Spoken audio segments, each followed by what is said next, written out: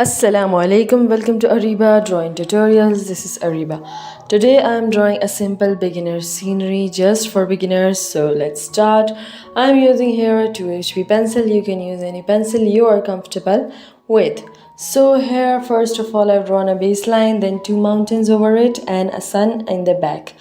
Now drawing another adjacent line to the first line and drawing some bushes over it and drawing a distant tree just like this in small and drawing right next to it another tree just like that, same, and drawing three birds in the sky.